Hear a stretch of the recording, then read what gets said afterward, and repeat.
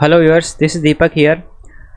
आज हम यहाँ पे आए हैं, हमारे एक वैकेंसी निकली है। ठीक है, भारतीय विमानपत्तन प्राधिकरण, ठीक है, आपके एयर इंडिया में वैकेंसी निकली है, जो कि बीटेक जिनके साइंस स्ट्रीम था 11th-12th में और जिन्होंने बीटेक किया है या फिर बीएससी किया है। ठीक है, तो ये आपका एयरपोर्ट्स अथॉरिटी ऑफ इंडिया भारतीय विमानपत्तन प्राधिकरण की तरफ से है। ठीक है, थोड़ा एड्रेस लिखा है इन्होंने, राजीव गांधी भवन, सफदरजंग हवाई अड्डा, नई दिल्ली। ठीक है, recruitment of junior executive in air traffic control. ठीक है, आपका जो ये एयर ट्रैफिक कंट्रोल है, एटीसी, शॉर्ट में आप इसको एटीसी भी बोलते हो, एयर ट्रैफिक कंट्रोल।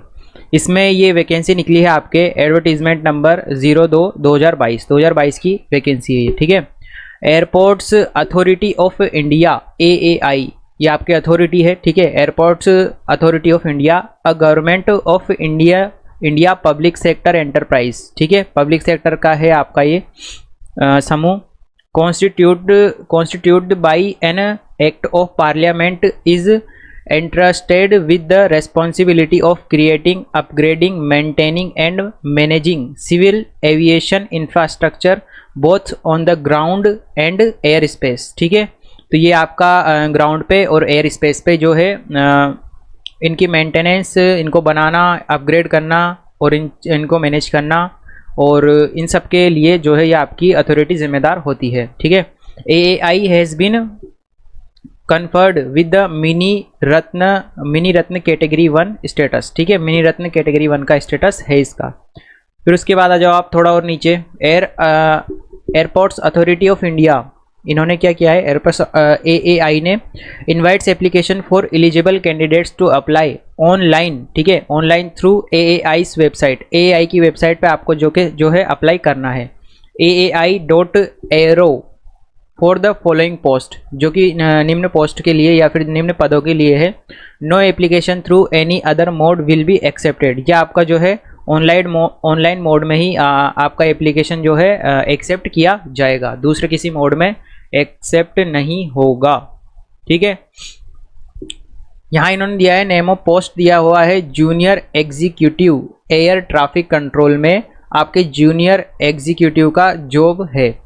इसमें मिनिमम क्वालिफिकेशन दिया हुआ है आपका full time regular bachelors degree of 3 years in science. ठीक है, आपने फुल टाइम इसमें ये किया हो, बीएससी किया हो।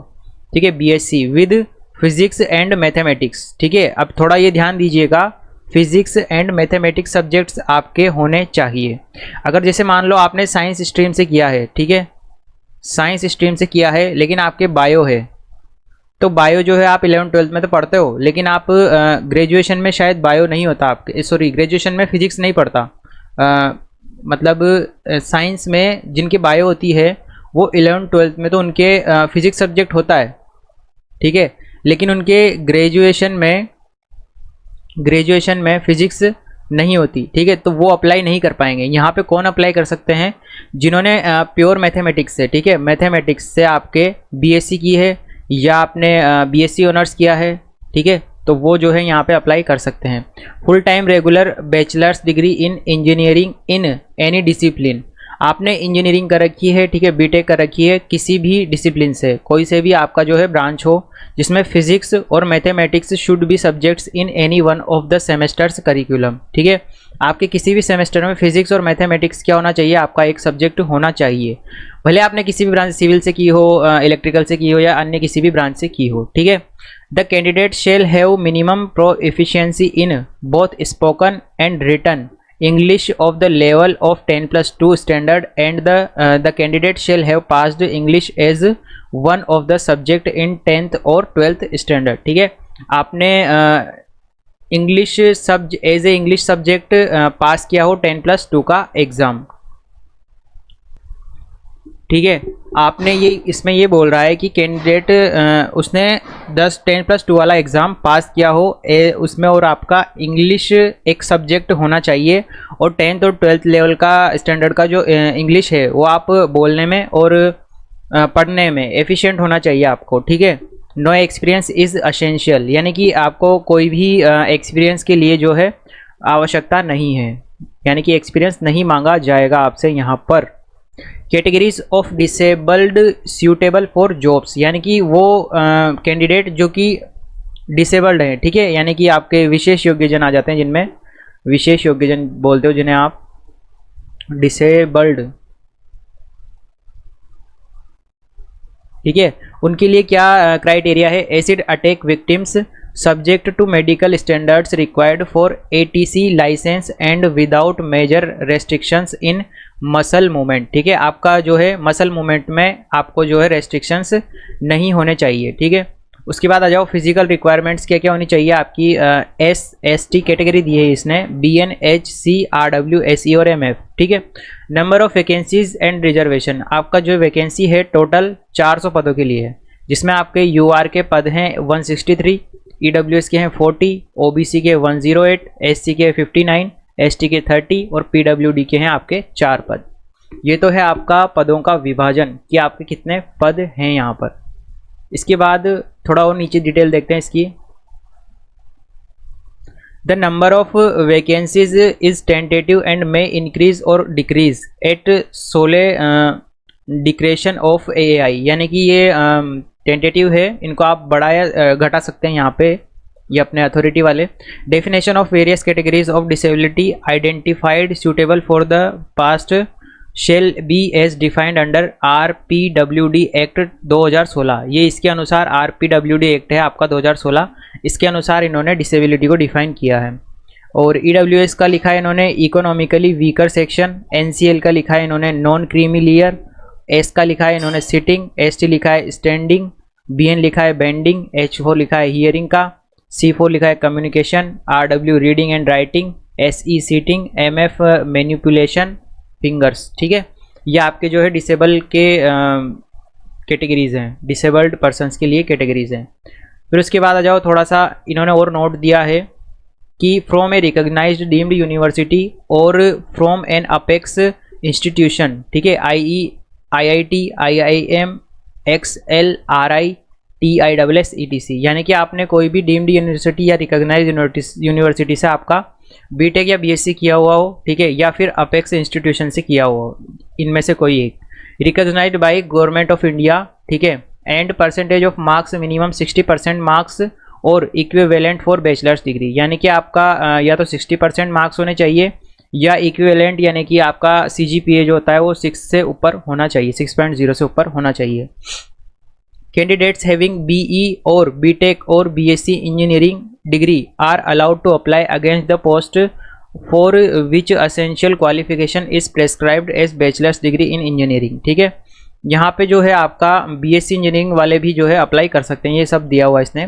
Departmental candidates possessing recognised degrees as per the required minimum qualification obtained through part time correspondence distance education mode shall be eligible to apply, यानी कि आपने अगर डिपार्टमेंटल कैंडिडेट हो आप, जैसे मान लो आप जॉब कर रहे हो, आपने 10th पास कर लिया, 12th पास कर ली, ठीक है, डिपार्टमेंट में हो आप, जॉब कर रहे हो गवर्नमेंट कोई भी, और आपने जॉब में रहते हुए कोई रिकॉग्नाइज यूनिवर्सिटी से डिग्री लिया है आपने डिस्टेंस एजुकेशन वाला, ठीक है, minimum qualification obtained through part time या कॉरस्पॉन्डेंस या डिस्टेंस एजुकेशन से अगर आपने ग्रेजुएशन किया है तो वो भी आप अप्लाई करने के लिए क्या हो, एलिजिबल होंगे, ठीक है।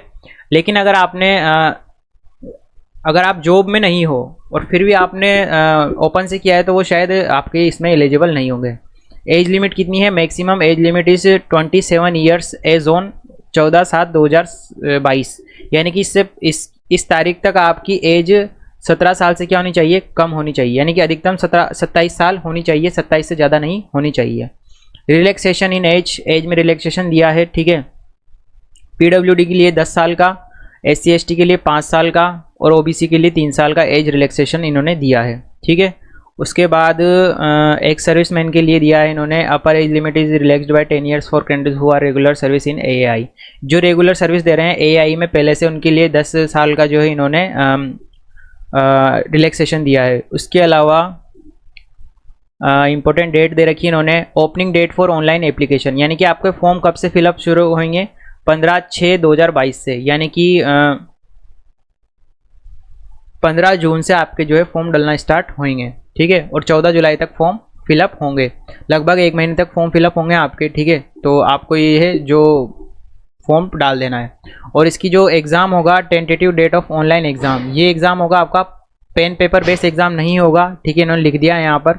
ऑनलाइन एग्जामिनेशन होगा, will be announced on AAI website, ठीक है, AAI की वेबसाइट पे जो है आपका एग्ज़ाम का डेट है वो बता दिया जाएगा। फिर उसके बाद पे स्केल देखो, इसका पे स्केल है आपका जूनियर एग्जीक्यूटिव E1 का पे स्केल होता है आपका रेस 40,000 से लेके 1,40,000 तक, ठीक है। उसके अलावा आ जाओ, in addition to basic pay, dearness allowance, perks, 35% of basic pay, HRA and other benefits which include CPF, gratuity, social security schemes, medical benefits ETC are admissible as per AAI rules, यानी कि ये सब सुविधाएं आपको AAI के rules के मुताबिक आपको दी जाएंगी। The CTC per annum for the post of junior executive would be around Rs 12 lakh approximately, यानी कि आपका सैलरी जो होगा पर एनम 12 लाख के अप्रोक्सीमेट होने वाला है, ठीक है। इसके बाद देखते हैं मोस्ट इम्पोर्टेंट इंस्ट्रक्शंस ओनली, ये तो फिर ठीक है, नॉर्मल सी चीज़ें हैं जो आपके हर एक उसके लिए होती है एग्ज़ाम के लिए, कि आप इंडिया के होने चाहिए, यहाँ पे जो भी है आपकी सिलेक्शन प्रोसेस देख लेते हैं आप एक बार। सिलेक्शन प्रोसेस में इन्होंने क्या दिया है, candidate should carefully read the important instruction before filling the application form, ठीक है, आपको इंस्ट्रक्शन पढ़ने हैं। On selection candidate shall also attend ICAO language minimum proficiency level 4, आपको ICAO लैंग्वेज में मिनिमम प्रोएफिशिएंसी होनी चाहिए लेवल 4 की, ठीक है, operational for the purpose of issues licence और रेटिंग, ठीक है। उसके बाद आ जाओ, ये हो गया on the basis of detail furnish the application form, ठीक है, ये भी हो जाएगा। There will be any negative marking will not be, हाँ ये चीज़ आप ध्यान रखिएगा, there will not be any negative marking for wrong answer attempt by the candidates. यहाँ पे ये चीज़ बहुत इंपॉर्टेंट हो जाती है आपके लिए जानना कि आपका जो है ये पेपर होगा, इस पेपर में नो नेगेटिव मार्किंग होगी, नो नेगेटिव मार्किंग, यानी कि आपका कोई ऋणात्मक अंक नहीं दिया जाएगा गलत प्रश्न के उत्तर पर, ठीक है, नेगेटिव मार्किंग नहीं होगी। Online based examination will be followed by document verification, voice test, background verification, candidates will also be tested for psycho active substances before employment, इसमें आपका कुछ टेस्ट होंगे, ऑनलाइन पेपर तो होगा ही सही, डॉक्यूमेंट वेरिफिकेशन के बाद आपका वॉइस टेस्ट होगा, यानी कि आप जब आपका जॉब है आपको वॉइसली असिस्ट करना है पायलट को, तो वॉइस टेस्ट होगा उसके लिए, ठीक है, आपका वॉइस क्लियर है या नहीं है। बैकग्राउंड वेरिफिकेशन, यानी कि आपका बैकग्राउंड कैसा है, ठीक है। और उनके अलावा आपको साइको एक्टिव सब्सटेंसेस से भी क्यों जो है आपका टेस्ट लिया जाएगा, यानी कि आप साइको एक्टिव सब्सटेंसेस, यानी कि आपको एक मनोवैज्ञानिक जो होगा वो आपका टेस्ट लेगा, ठीक है, आपका थोड़ा सा एक होता है टेस्ट, ये अपने एयर इंडिया में इनमें लिया जाता है आपके, ठीक है। तो the presence of the following psycho active substances will be tested, यानी कि साइको एक्टिव सब्सटेंस जो हैं ये आपके इन्होंने दिए हैं जो कि आपको टेस्ट किए जाएंगे। Amphetamine and amphetamine types stimulants, यानी कि आपने ये सब ना लिया हो। ओपिएट्स एंड मेटाबोलिटेज, ये इनका टेस्ट होगा। Cannabis, marijuana as THC, cocaine और बारबिट्यूरेट्स और बेंजोडाइजेपाइन, इनके टेस्ट्स होंगे आपके लिए, ठीक है, नॉर्मल सी बातें हैं, ये तो ऑब्वियस सी बात है, अगर आप पढ़ रहे हो तो आप नहीं लोगे। Candidates will be shortlisted on the basis of their performance, ठीक है, ऑनलाइन उसके परफॉर्मेंस के बेस पे आपको शॉर्टलिस्ट किया जाएगा। Roll number of the candidate shortlist for the, ठीक है, ये आपका उस पर ईमेल आईडी पे आई जाएगी जानकारी। आइडेंटिटी आपको ले जानी है पेपर में। उसके बाद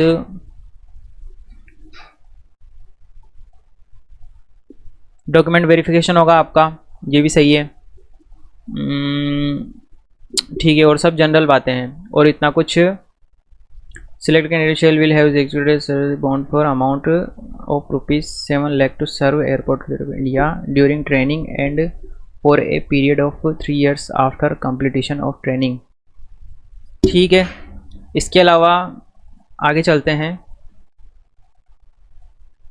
action against misconduct, how to apply, आपको वेबसाइट पे जाना है और फॉर्म को अप्लाई कर देना है। Before applying the post the candidate should ensure he she fulfils eligibility criteria देख लेना आप। उसके अलावा कैरियर्स, ठीक है, आपको ये मिल ही जाएगा वहाँ पे, मैं आपको लिंक शेयर कर दूँगा, ठीक है। वहाँ पे आपको फॉर्म भरना है और फॉर्म आपको जैसे सभी फॉर्म भरे जाते हैं वैसे ही भरने हैं। जैसे अगर आपको सिग्नेचर की रिक्वायरमेंट्स देता है वो, तो वैसे ही रिक्वायरमेंट आपको फुलफ़िल करनी है। एप्लीकेशन फ़ीस लगेगी आपकी 1000 रुपीज़, ठीक है। SC ST फीमेल कैंडिडेट्स के लिए देनी होगी 81 रुपीज़ और ऑनलाइन मोड में एक्सेप्ट की जाएगी ये। उसके अलावा डेबिट क्रेडिट कार्ड के ऑप्शंस होंगे आपके पास। उसके बाद फ़ोटोग्राफ और सिग्नेचर को सब वो डालने के लिए इसने इंस्ट्रक्शंस दिए हैं, ठीक है। जो कि आपका फ़ोटो जो होना चाहिए 3 मंथ से ओल्ड नहीं होना चाहिए और यही सब चीज़ें दी है, 20 KB 50 KB, ये तो सब आप जानते होंगे फॉर्म भरते होंगे तो। जनरल इंस्ट्रक्शंस ये भी छोड़ो। इसके अलावा आ जाओ आप थोड़ा और नीचे, ठीक है। तो ये आपके नॉर्मल जानकारियाँ यहाँ पे इसमें नोटिफिकेशन में दी है, ठीक है। काफ़ी अच्छी वैकेंसी है, सेंट्रल गवर्नमेंट का वैकेंसी है। आपकी जो सैलरी होगी वो 12 लाख पर एनम होगी। उसके अलावा पद देखिए आप, पद टोटल 400 पद हैं आपके लिए। और इसके अलावा सबसे अच्छी बात है कि आपका जो ऑनलाइन बेस एग्ज़ाम होगा, ऑनलाइन मोड में एग्ज़ाम होगा, ऑनलाइन एग्ज़ाम, उस ऑनलाइन एग्ज़ाम में आपके नेगेटिव मार्किंग नहीं होगी, यानी कि नो नेगेटिव मार्किंग, कोई नेगेटिव मार्किंग नहीं होगी। और इसमें जो आपके इंग्लिश लैंग्वेज का पेपर होगा, मतलब सब्जेक्ट पेपर में जो इंग्लिश लैंग्वेज आएगी वो आपको मिनिमम मतलब पास करना आवश्यक है, ठीक है। वो पास होना ही चाहिए आपका इंग्लिश लैंग्वेज वाला। और क्वालिफ़िकेशन मैंने बता ही दिया है, ठीक है। तो अगले आने वाले वीडियो में हम इसके सिलेबस के बारे में भी थोड़ा सा डिस्कस कर लेंगे कि इसने कौन कौन सा सिलेबस इसमें डाला है, ठीक है। तो मिलते हैं नेक्स्ट वीडियो में, बाय।